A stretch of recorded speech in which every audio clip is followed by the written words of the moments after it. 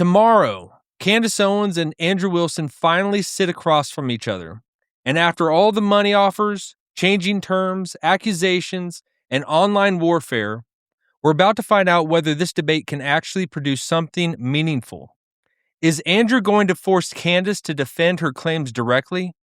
Does Candace have something substantial that could completely change the conversation?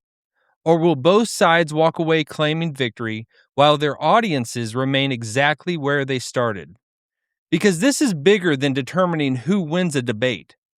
There is a real fracture happening within the conservative movement, and moments like this can either bring clarity or drive that divide even deeper. Then, just one day before the debate, Joe Rogan makes some very interesting comments on Protect Our Parks. He appears to be leaning further toward Candace and questioning what we've been told. But is that an authentic shift in what Rogan believes? Or could something else be influencing what he's willing to say publicly? I have some last-minute predictions, a few things I desperately want to see happen, and one major concern about where all of this goes once the debate is over. Let's get into it. So first of all, we're going to take a look at what Joe Rogan said on his podcast on Parks and Rec. He does it with his bros, his comedian fellows, Shane Gillis, Ari, and I always forget that other guy's name. But I always check in whenever Joe Rogan has that conversation. It's hilarious. It's funny. They get into everything. It went about 4 hours.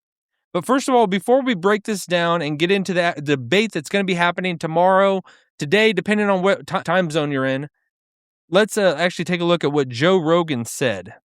Exactly. Respect for the furries. Yeah, but then they shoot the president. Nah, I don't know if they Wasn't that did. guy a furry? No, he loved a furry. Oh, he loved a furry. Yeah, but I'm not even sure if that's true. All right. The more time goes on, the more I'm leaning towards Candace Owens. What? Whoa. She's got some very interesting theories about. Look at that. I don't think any story that you hear in the news is accurate. I think there's could always be none or none. spin on it at least. There's always some spin. But the public and so believes whatever it. the spin is about Tyler Robinson, there's some bullshit to it. I don't know how much of it is bullshit, but there's some bullshit. And one of the more recent bullshits is they found a photo that they were saying was Tyler Robinson, but then people noticed that because he's real thin, people noticed that the cars in the background, the proportions were distorted. And then they realized that what they had done was taken a guy who's like much wider than Tyler Robinson and shrunken the perspective. Really? Yep. Yep. And then when you see him for what he really looks like, you're like, oh, there's no way that's that guy. That guy's big. And then you're like, well, it's mostly true. Like, no, It no, doesn't he's add up. shifting No, it. they changed. Like, you look at the hood of the cars behind them; they're all like that narrow. Who is that? So Joe Rogan, like last minute, October surprise, comes out and just throws this wrench into, we had everything set up perfectly. You know, Candace was finally going to be put on the hot seat. We were going to find out the truth of the matter, because she says it over and over. She believes what she is saying. And I think she does believe it. She really believes, she can believe anything. And it doesn't matter if it's tethered to reality. She can believe whatever it is she wants to believe, whatever it is. And I know I fall to the lowest hanging fruit of like, is she just wanting to make money? Is that what's driving her? But first of all, before we get into the Rogan comments and what he said and what that all means, I want to dissect this a little bit. Why this debate is even mattering? Why it matters? What is it going to bring? More clarity or more division to our nation? Because this isn't just the conservative right. You know, like I think the conservative movement, the right, like I think everybody has been black-pilled at this point. Everybody's jumping ship. Joe Rogan's jump ship, Shane Gillis's jump ship, whoever was in this from the beginning, you know, like there was so much high hopes.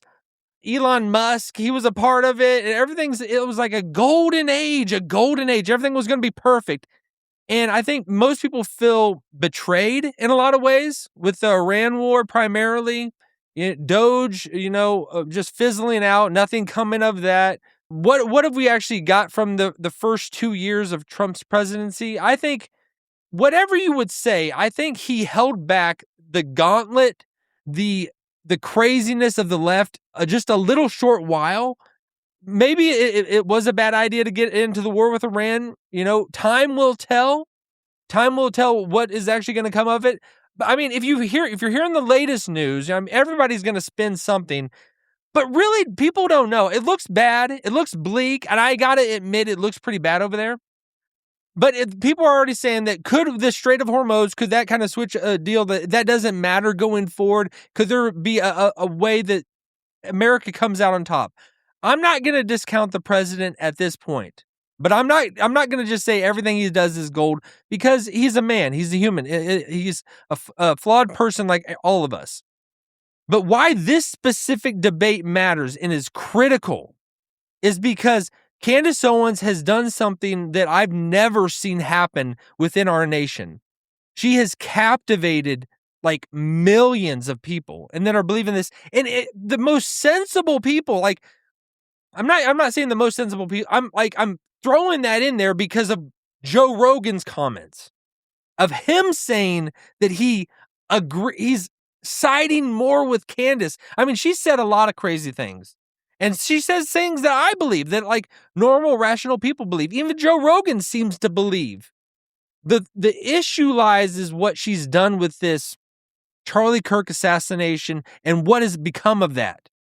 I think it's destroying her credibility, her reputation, taking her seriously, how she has run with this. Because she has divided. Like, she says she's a conservative woman. She was red-pilled and believing in the conservative values, traditional values. She's a Catholic, a Christian. But she seems like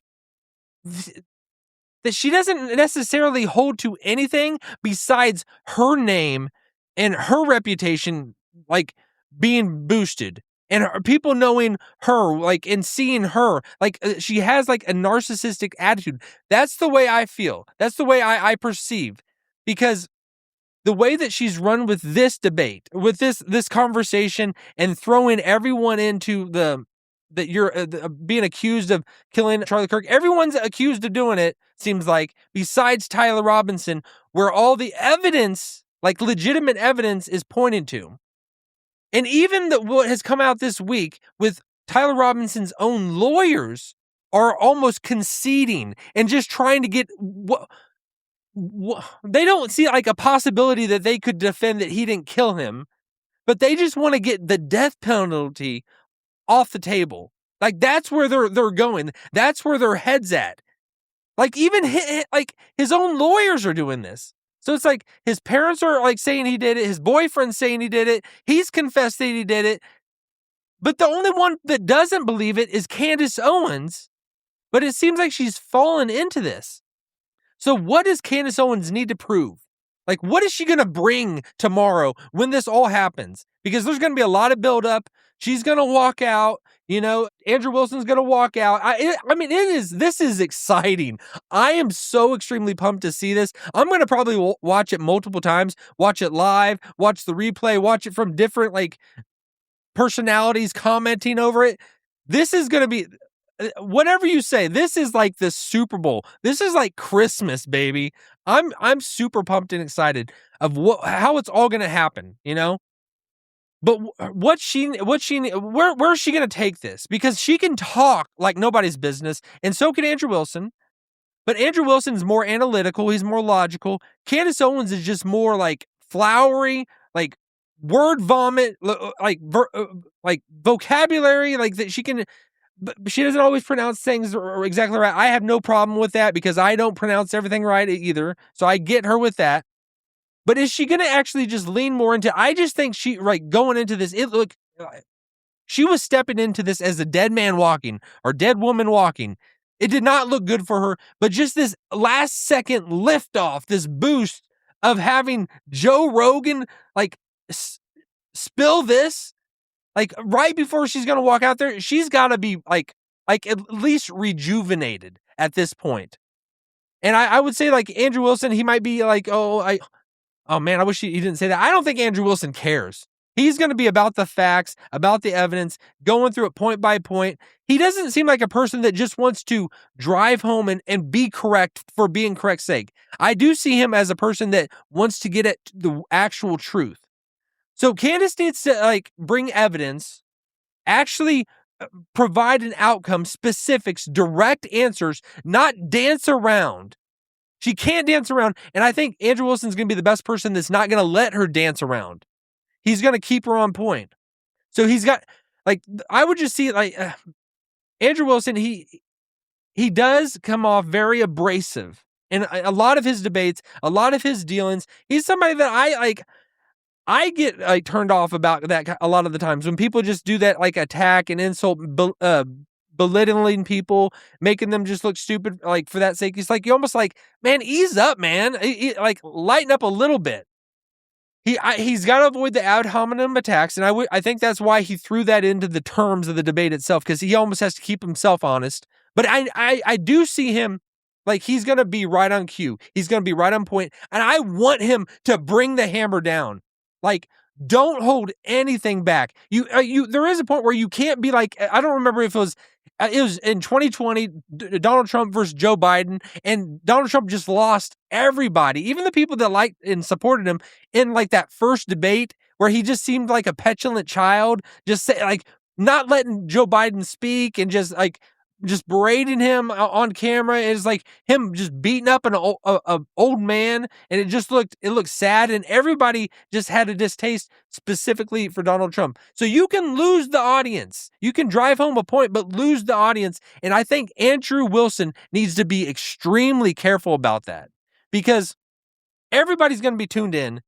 But if this is not just, and I don't want it to be just of winning a debate, making a great point, making someone just look awkwardly in front of the camera, like Candace Owens does, and lose herself. I don't think Candace is going to do that. She can talk herself out of anything. Andrew Wilson's going to be the same way. He can talk himself out of anything. But him, it's got to be more than just driving home a point, making them look stupid. We need to change minds. And this looks very dire if Joe Rogan is jumping into this and saying, I'm starting to believe Candace. But what I would say about this, and I don't like, and I don't like getting into people's motives and because I don't know what's happening in someone's head and inside their heart, what they really say, or what they really think, as opposed to what they're just saying because they're in front of people or saying to this particular audience, this particular person. And I have nothing to back this up because it's just hearsay or whatever. But could it be that he wants to have Candace on his show again, wants to bring her on? He doesn't want to upset, the cart. He doesn't want to turn over the apple cart, and he doesn't want Candace Owens to turn on him viciously. Because I've seen, like, even when he's like said stuff that goes against her narrative, I've seen her just watching like the videos of him, and she gets those eyes. I mean, like, I don't even know how to even say it. Like, it's almost like she's got those eyes that will just like burn a hole through something, burn a hole through someone. And she had that when Joe Rogan was questioning her on something. I forget even what it was, but she was just like, I don't know. And it's just that fear of Candace, because she is a nuclear bomb, a nuclear reactor that can just melt down. And just like, if she can go to these extremes of going after, like say with Charlie Kirk, she is going after his widow. And whether she's proved to be right with what she's saying, I think it's nonsense, absolutely nonsense what she's saying. But in the far reaches of possibilities that she turns out somehow to be right in what she's been like saying on Erica Kirk, I think that's even sickening to think about, because I think it's so far beyond possibility.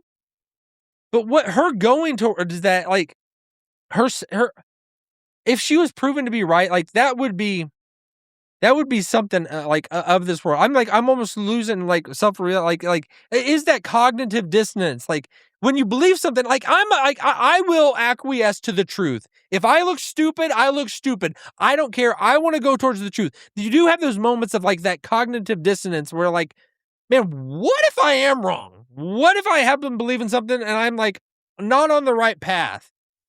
It just, there is those moments, but just where evidence is, and just circumstance evidence, the realms of possibility, like people's character, their lifelong of like who they are, who you see in them as, and just like how crazy of a conspiracy it would have to be for these things that Candace Owens is making, that somehow that Erica Kirk is complicit, was involved, Fort Huachuca, working with our military, working with foreign governments, and somehow just like a honeypot for Charlie Kirk, working with the Israeli government. So, like, if this was all like these were all working together, that's right. Like forever, it's like for me, it's been like Candace has to be either spot on, completely correct, or man, she is like doing something heinously evil, like extremely evil. So I do have those moments like, well, I mean, what if? Like seriously. And that's where I see it's hard for me to look at Joe Rogan and him coming to this and saying those words of like, I'm starting to side with Candace about what? Well, what we're talking about is with this whole TPUSA is involved with Erica Kirk colluding with the Israeli government, our government, to have Charlie Kirk assassinated, killed in front of everyone for a sacrificial worship moment for these Satanists, and then to put it on this patsy of Tyler Robinson, who somehow like I don't know if they got him like she's saying they got him like on blood. Like how do you get this guy to be involved, and he's somehow involved like doing something evil, like some nefarious thing, but he's really not the guy. There's somebody else. There's some Israeli agent who flew in, did the shot, got out of there, and then they put it all on this guy, Tyler Robinson, on him for some reason, and that he's not willing to just come out and say, I'm not the guy. Like and that he also even confessed to his boyfriend, his parents turn him in. His boyfriend like admits, like tells like that he gave a written confession, verbal confession. It's like, it's like makes your mind go like into like mush to really think like, is that a possibility? Are we living in this like this crazy of a simulation or something? Or like, I don't think the simulation is true, but like that's where it would have to go to. And to think that like Joe Rogan is on this side, because I mean, I go to like Asmongold when he talks about like what Candace Owens has been saying. She has lost all credibility. What she has postulated just doesn't make absolute any sense. We can't take her seriously, and it's like Joe Rogan's coming along and saying, I'm siding with Candace. I'm starting to side with Candace. Like, what? What? That's where I'm at. Like, I'm like, it's not just like, oh, we love Candace. I like her. She's nice. I don't want her to terrorize my widow if I die, kind of thing. It's like, are you being serious, Joe? Are you being serious, Joe? I want to know what you really think. Do you really believe that? Because it's like, I respect Joe Rogan so much. I'm like, I don't know what to even do at this point. Like, I mean, certain things that Candace Owens believes and says, I can get on board with it. I actually kind of agree with. I am like skeptical of the moon landing and all that, and other things that she says, things that she brought up, I get that. There's some things that I even like, I have questions myself. But to go to this extreme and what she's created, this like empire that she's built, this ecosystem, this industrial complex of creating this and building this up and taking it to the extreme nth degree. And Joe Rogan is going to come in and saying, I side with Candace. I'm starting to think she's kind of correct. Joe, you're supposed to be the reasonable one. What are you talking about, man? You're the one that like you see both sides, and we can take you at your word because you're not bought and paid for. You're unbiased, like you're the one that hears people out, and you're like, you saying that, is it because that you're going to have Candace on soon? You don't want to burn that bridge. You don't want her to be upset with you. You don't want to ostracize her huge audience and her huge reach. Are you, because you don't seem like a person that would be scared. You don't seem like a person that would be frightened. You seem like a real man's man that like, you're not going to And I mean, that sounds kind of gay. I shouldn't have said that. Whatever. But like, seriously, I'm just like, I'm at a loss, man. That's why tomorrow, what I'm thinking, where this is going to go, what's going to happen. They're both going to come in. They're going to have their sit down, have their niceties, their talks, their chats. They're going to take a little bit to get into it, but then they're going to start going at each other. They're going to start saying crazy stuff. I think Andrew Wilson is going to demolish her.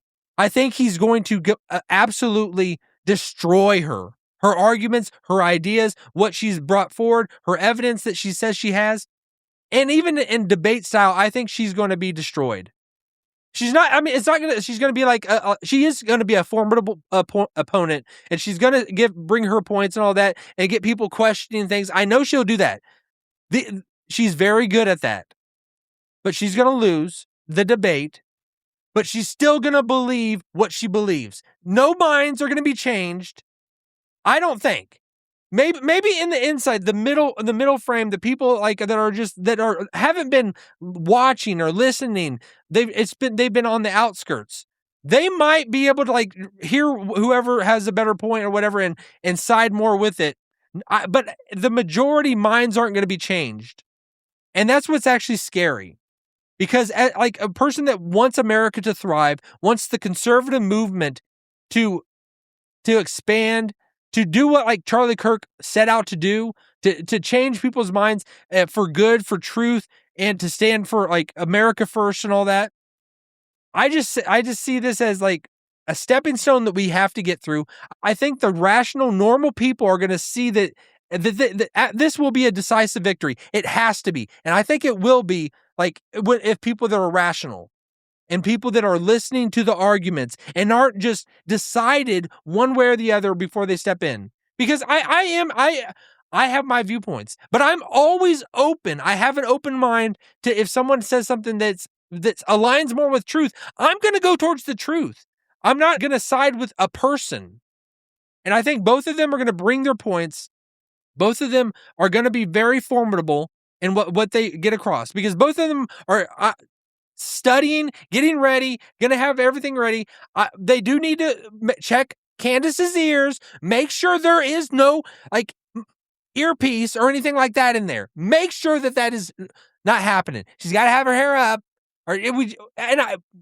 make sure nothing's in there. Both their ears, it needs to be one mano y mano, and we need to get down to like. Make it exciting, make it entertaining, but it does feel weird. Like we're like people are like entertainment, But that's what it is. It is, even though it is like a tragic, horrible thing that happened. But I think we can get out of this to keep people engaged and watching from the beginning to the end and not check out. I don't think anybody. If you're gonna have to be a dead man to check out of this. And to not be intrigued by this, because this is something that has been built up for a whole year, pretty much a whole year, since Charlie Kirk was assassinated. We're coming up on his anniversary of his assassination. And I see it as we need to bring some healing. That's what I'm actually calling for. I want healing to happen. And people to come in good faith. Andrew Wilson to operate in good faith. Candace Owens to operate in good faith.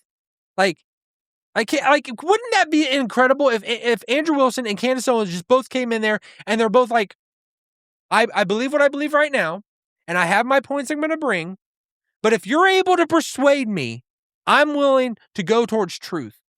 Both of us. Whatever truth is, I want that. Like, I hunger for that. I desire that. If both of them, like, just like that be the opening statement, that if you have a better point, I want to believe it. I know people, it can be dry and stale, like whatever, and we need to have that conflict. We need it. But at the end of the day, something's better and bigger and more important than conflict, and it's truth. I think we need to get to the truth of the matter. So I think Andrew Wilson's going to decisively win. He's going to destroy her. But I do feel like Candace Owens is not going to, she's going to believe what she believes, because it's not about the truth with her. It's more about dollars and cents. It's more about her name being recognized and people looking at her. And that's the sad part of it. That's why just watching her videos and seeing her, that's where I see it. That's how I see it. So I think her audience is going to do the same thing, but she's going to lose so much credibility, and she has already lost so much credibility and her reputation. But the fear is she's just going to lean into it more and more, that she's going to take these things, create these conspiracies out of nothing, and just run with them. So she's going to keep doing her thing. But I do think this can be a major moment, a catalyst moment that we could begin to heal as a nation, at least on the conservative right. And that's why I'm saying Tucker Carlson, Ben Shapiro, Nick Fuentes, put your stupid differences aside, your little girly fights that you keep doing every day. You know, you're back in high school, like just bitching at each other and just trying like little girls in drama. Okay, you want to be like, this is like People magazine, like that's what it is. Like let's man up. Seriously, like, can we call for men in the conservative movement to stand up, to believe in something greater than ourselves, to believe in truth and the good of America? Like, seriously, I'm being serious about this. Can this be a moment that this gets the ball rolling to what it should have been after Charlie was assassinated, and what Candace, and all the people that are doing the same things to her that took that off the tracks? Can we put this back on the tracks and make our nation great, and make it better for the future generations and our children? I'm deadly serious about that. All right, let me know what you all think, and we shall find out what happens tomorrow. All right, have a good night. See y'all.